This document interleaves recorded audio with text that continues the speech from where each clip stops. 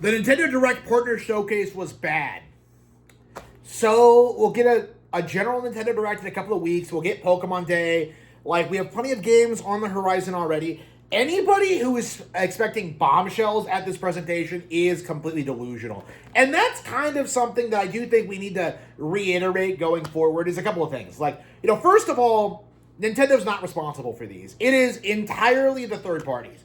If third parties would actually put out relevant games on Nintendo consoles instead of late ports, then these showcases might be interesting. But instead, what you get is like, Oblivion Remastered is coming out. Fallout 4, oh, you like Fallout 4, don't you? I was honestly shocked that they didn't reveal Starfield, okay? Or like Baldur's Gate 3 or like any of these other like late ports, because that's the energy looking at this, is that there were a handful of good things there.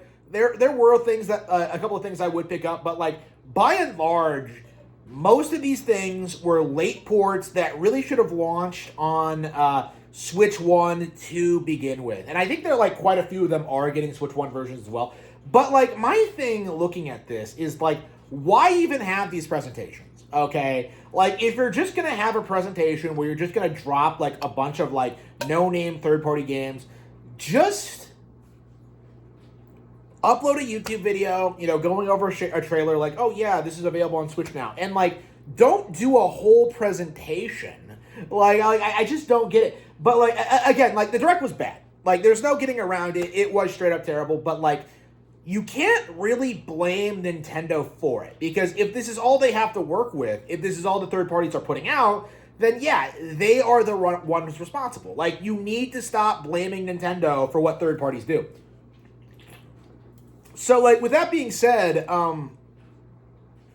the flip side of this, that people are, like, the fact that people are, like, sitting there and, like, freaking out about this, like, oh, the Switch 2 is, like, it's on the verge of failure, nobody's gonna want to get one with, like, a lineup like this, and then, like, you look at, like, the financial reports the other day, and you see that, like, it's doing gangbusters, like, all of this concern trolling, all of this, like, mindset that, like, the Switch 2 is failing and that it has no games, like, the entire cope has, like, completely collapsed. It has been for a long time, but, like, now we have, like, pretty clear, demonstrable evidence that, like, the Switch 2 is selling well.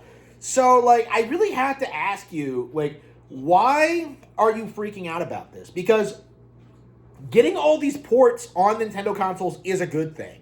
In the sense where, like, these are the most recent versions of all these new IPs, we get Tales of Arise, we're getting Fallout 4, we got like, the newest Elder Scrolls, we got, we're getting Indiana Jones, we're getting this and that. There's so much to look forward to from all these companies, all these studios. Like, there are genuinely good games mixed in there. So, getting, like, Final Fantasy VII, like, Remake 2, whatever it's called, Rebirth, on Switch 2 is a good thing, because it pretty much guarantees that if the game does well on that platform, that Square Enix is going to put the next one on there day and date with the other versions. And that's kind of how I look at this, because we're at the point now where, like, the Nintendo consoles are getting the same games as the other platforms, maybe a couple of months late, but we are getting them now. So it's very possible that, like, going into the next generation, that the Switch 2 is going to be relatively well supported by third parties. And that's the issue that people aren't really addressing here, is that it's very possible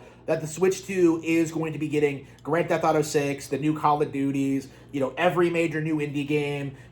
Like, when the console has this much of, like, a library, there's no downplaying it anymore. One of the age-old copes about, like, Nintendo consoles is that, like, you only get it for the Nintendo games.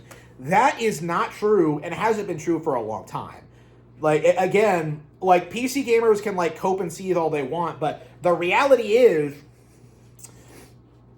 PC is never going to get a legally available version of Nintendo games on their platform, but Nintendo gamers are constantly getting every major title on PC, like, released on their console, like, pretty soon after launch. Like, at the most, like, 3 years at this point. And I think the release gap is going to get shorter and shorter going forward as, PlayStation and Xbox kind of fade from relevancy, and, like, gaming companies can, like, continue to move away from like AAA game dev. Like, there's no reason to not release on Nintendo consoles, is like kind of what we're seeing with these presentations. You know, like nobody thought Resident Evil 9 and Pragmata would be like a day and date title for this thing, but it very well may be like the beginning of like a wider industry trend in which, you know, major third-party games launch day and date on Nintendo Switch 2. And when they launch day and date on Nintendo Switch 2, they are going to be the most successful versions of those games. That's going to be something that I think a lot of people aren't really prepared for, you know, considering like, you know, the Leon and Diana amiibos, like those are going to be huge, you know, those are going to be huge. Like the fact that Capcom's putting so much effort into like promoting these Nintendo versions really just goes to show you just how passionate Nintendo fans are about Resident Evil.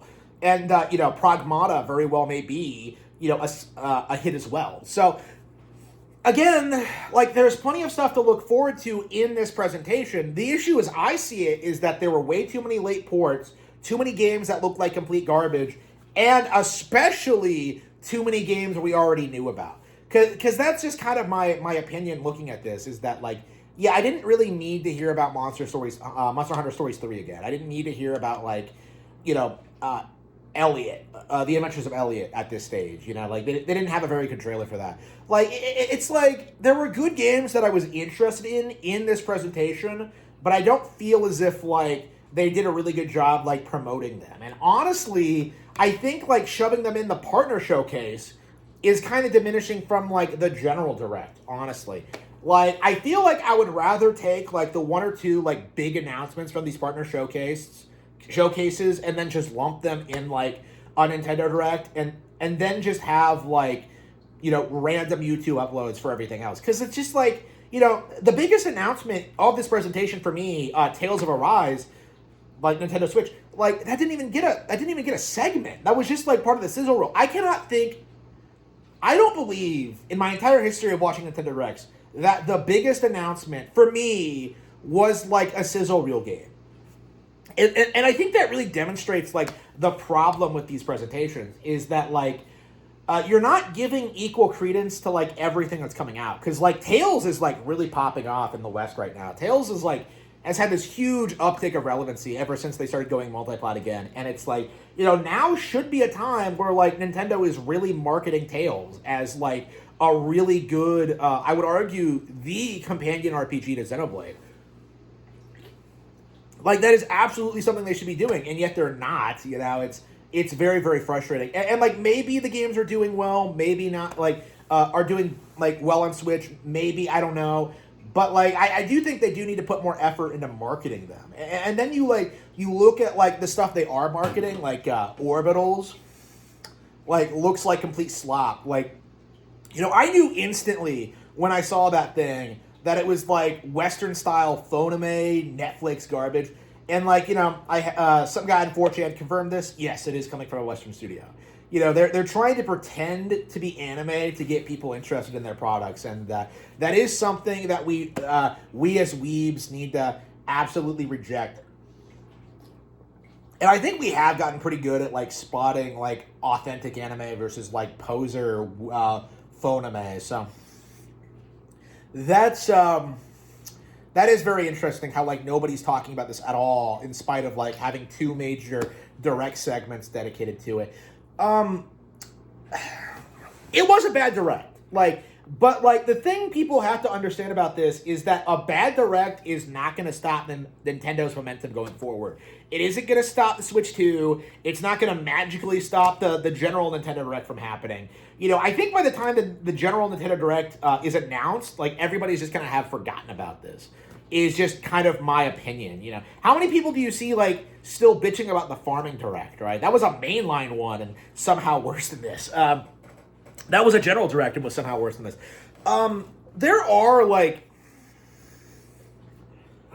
There are plenty of games to look forward to in the next couple months. Okay, my advice to people who are looking for things to play, seriously consider branching out into like franchises you've never heard of before. Try different genres.